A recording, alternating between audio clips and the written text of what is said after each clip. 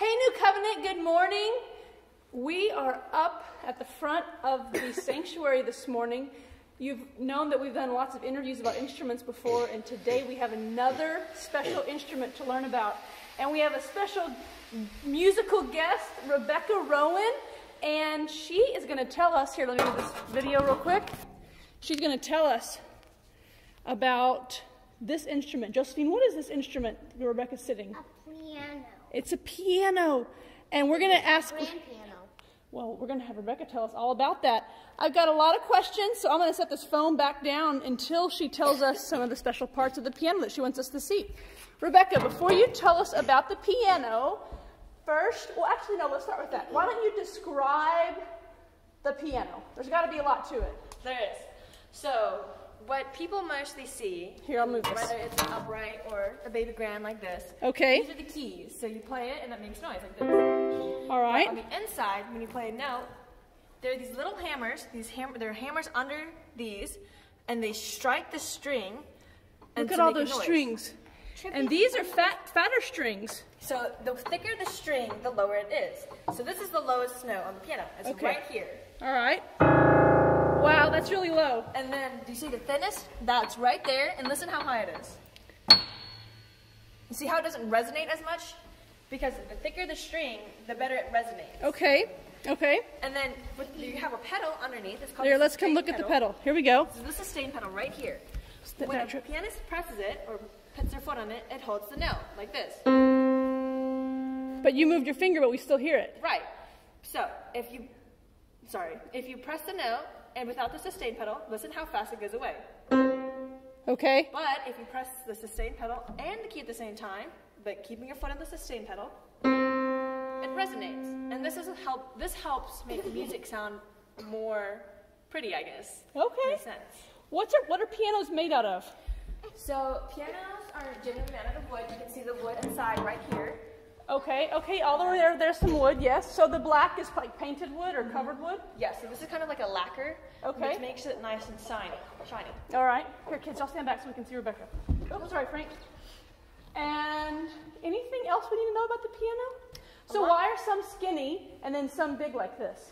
So you have an upright piano, and that generally is more cost efficient for a parent whose kids wants to learn piano, because grand piano can cost anywhere from $10,000 to $100,000. Oh my goodness. That's a lot of money. Yeah. So we were blessed to have ODU donate this for a very low amount of money. Okay. This is a gorgeous piano, and so an upright. So the uprights are the ones that are like a lot thinner than a grand piano and a baby grand piano. So this is a baby grand piano. This is a baby grand. So there are pianos out there that are even bigger than this. They're even bigger, and not all of them are black. There are some grand pianos that are white, and that can be marbled. And like the thing about a grand piano is it can be painted and have a gorgeous color on it.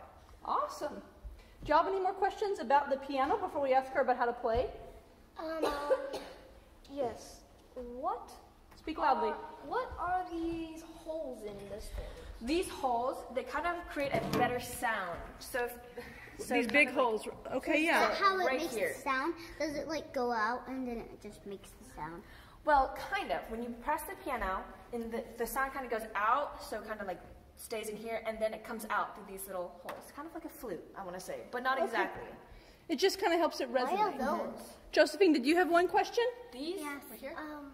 Oh, it helps lift the... Yeah. So this is called a stand, and when you move it, it gets lower. So I can show you. So this is at its highest. If you want it to be a little lower, Here, y'all speak loudly so we can hear. see? And so that just lifts it. And then there's this one, which makes it a lot lower, like so.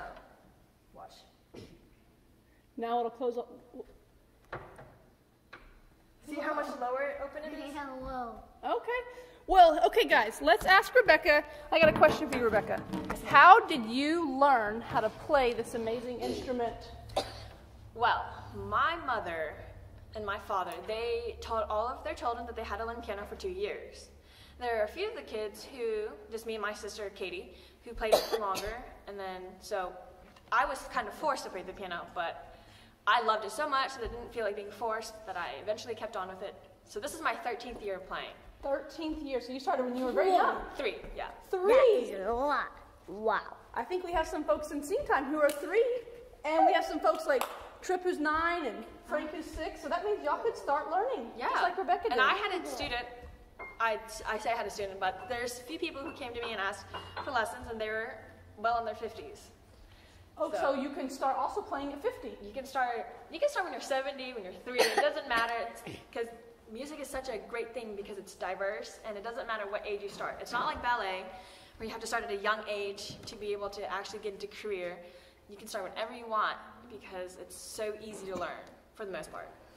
Awesome. So have you ever had any frustrating moments in your music, time learning music? So practicing is actually really frustrating for me because I like to see results right then and there.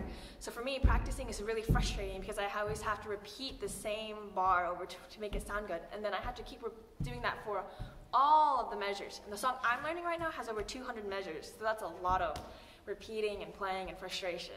But once I get it done, it's super fun to play. Okay. I'm going to check my little question list here, see if we have any more for you. What's your favorite thing about playing the piano?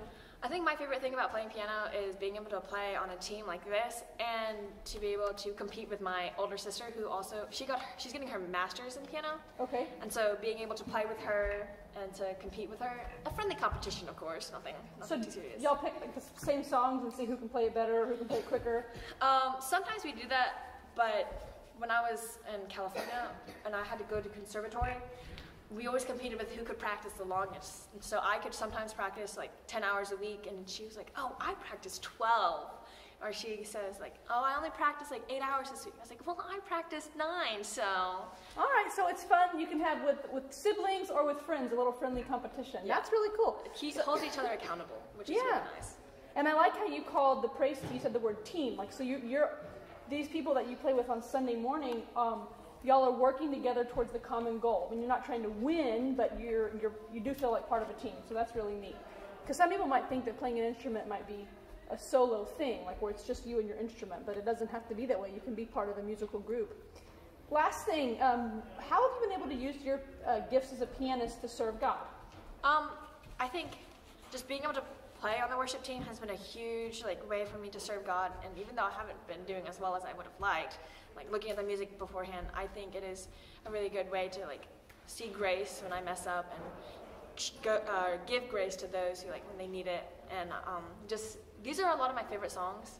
So I think that it is a huge blessing to be able to be on the praise team. And I also play for my theater department. So I think that is with my teachers and with other people. So that is also a huge way to be able to show God or praise God and show other people about Him. We're going to end with one question from Josephine, and then we're going to let Evergreen have the sanctuary. What's up, Josephine?